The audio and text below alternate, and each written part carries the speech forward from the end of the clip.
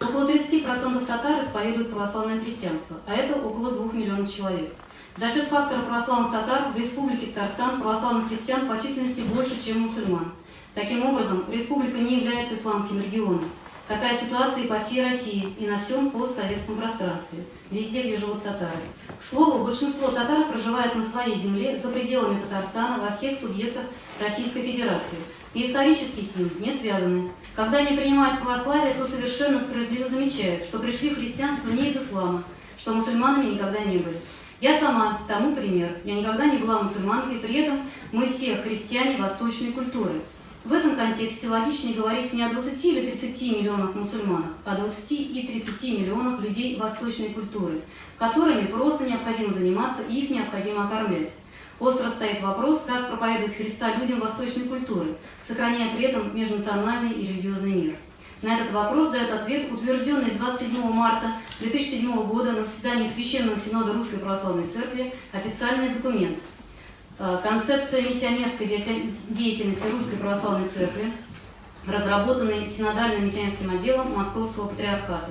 Миссионерская задача – нахождение условий для христианизации национальных культур на базе их созидательных составляющих. В разделе, посвященном методологии православной миссии, указаны глобальные и ближайшие ее цели.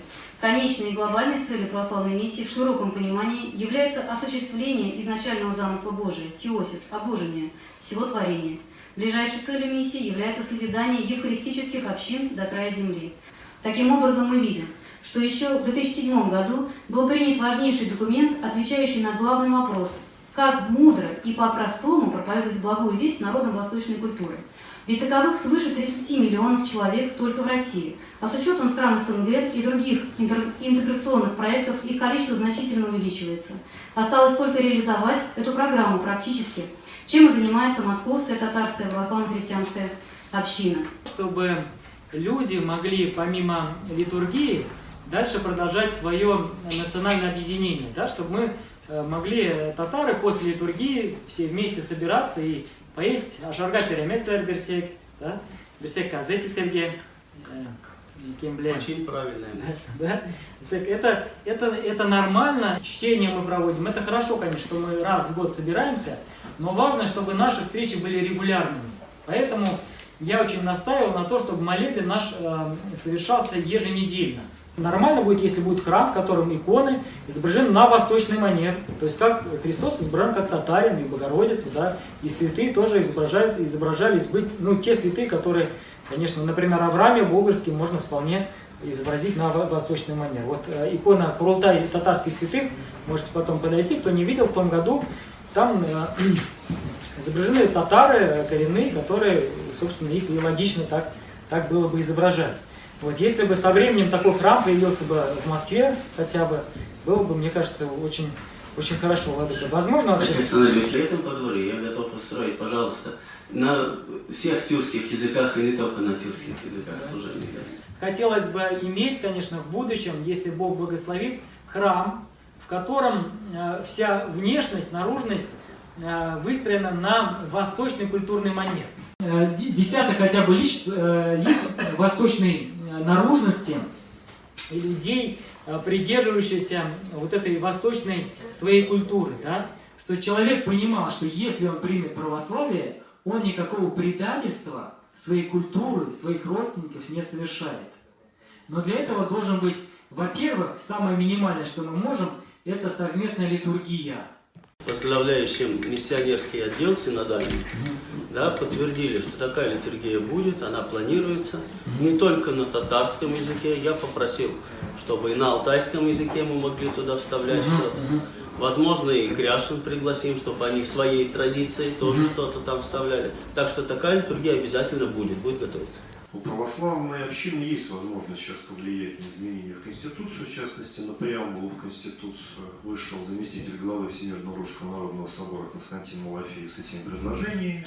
Естественно, не сам он их придумал, не только свою точку зрения высказывает. В частности, предполагается упоминание Господа Бога у нас в преамбулу включить, благо в гимне, слава Богу, Господь Бог у нас упоминается, включить определение семьи как союза мужчины и женщины. чуть-чуть упоминание традиционных ценностей духовных. Ну и сейчас идет дискуссия о возможности упоминания православной веры в преамбуле. Поэтому я просил бы тоже вашей поддержки в этом. У нас действительно есть возможность Конституцию, как мы ее называем, русской мечты сделать.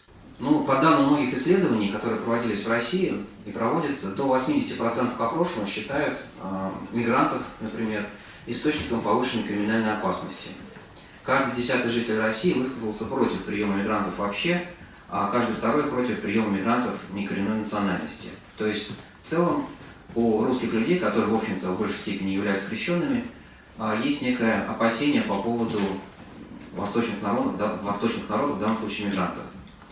Нам, как христианам, может быть, интересно будет знать о таких прецедентах, как миссионеры, следующий случай, когда миссионеры-мусульмане распространяют свою религию в Москве, в разных других точках нашей страны, например, у входа в храм святителя Филиппа, митрополита Московского, это на проспекте Мира, рядом с мечетью.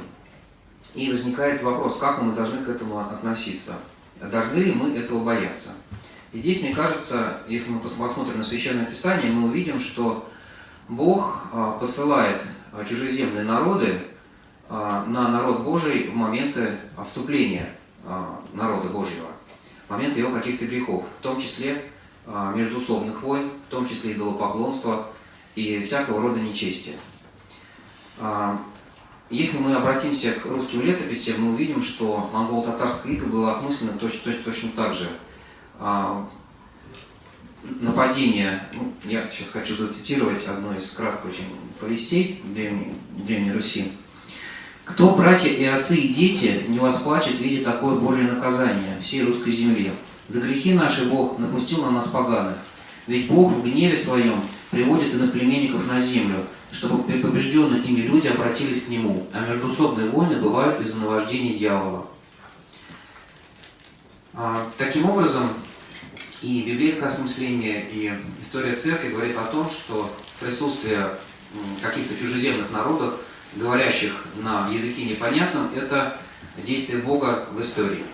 Если мы вспомним свидетеля Иоанна Златоуста, который в Константинополе основал храм для чужеземных народов, он, в частности, говорил, и служил службу на их языке, он, в частности, говорил, что варвары, это все не греки тогда, варвары – украшение церкви. Другими словами, я бы хотел перенести ситуацию в нашу жизнь. Узбек, православный узбек, православный, конечно, татарин, православный киргиз – это украшение церкви. Хотим ли мы, чтобы наша церковь так украсилась, наши приходы?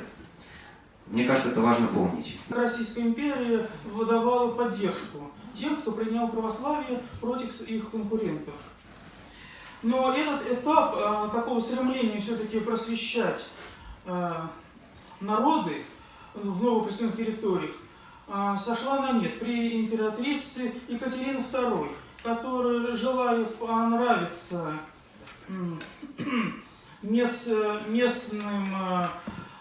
лидерам, местным старейшинам, она ограничила даже финансовую поддержку. Энтузиазм среди миссионеров падал, местные лидеры духовные приобретали авторитет среди местного населения, тем самым увеличивая отпад от православия. Из-за того, что не сохранялась четкая линия по просвещению и появлялась такая нестабильность, мы не смогли наблюдать тот эффект, который был в других народах, что спустя 3-4 поколения люди считали же себя русскими и православными.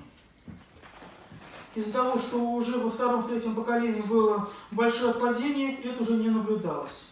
Святейшему Синоду был доклад в 1904 году, что отпало 24 тысячи татар в ислам, среди которых 11,5 тысяч женщин. Настолько был урон нанесен веротерпимой политике императрицы Екатерины II. Тому, что многие крещенные в Поволжье, в Сибири возвращались в язычество и ислам.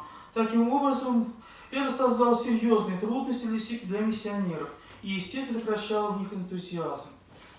Политика государства должна быть всегда постоянным и на многие года неизменный. Если предположим, что мы открываем такой центр по инкультурации, возможно, это будет государственный проект, я это тоже учитываю. То есть, скажем, если это является государственным проектом, вот, наше государство многоконфессиональное официально, да, и ислам одна из религий, вот, то туда можно было бы включать для желающих и проповедь православия, и проповедь ислама. Но опять-таки я должен подчеркнуть, не радикального ислама, а это должны быть проповедники, ну вот, как бы толерантного, того ислама, который, ну вот, более традиционен для России. Нормально, 3 детей воспитываем, проблем нет никаких. Но мне, наверное, немножко повезло, она у меня такая, более атеист. Вот поэтому я всех 3 детей крестил. И, ну, пока мы к вере не возвращаемся, она потихонечку зреет, храмы со мной посещает, проблем с этим нет.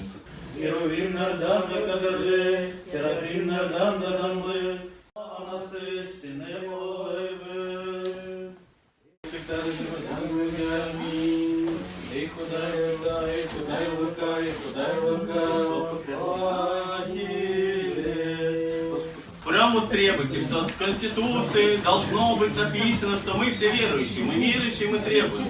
И вот этого надо сейчас делать, потому что именно сейчас это можно быть услышать. Россия православная. Аминь. Шатлык, там башкала, чиста Юргеман. Аминь. Остановили.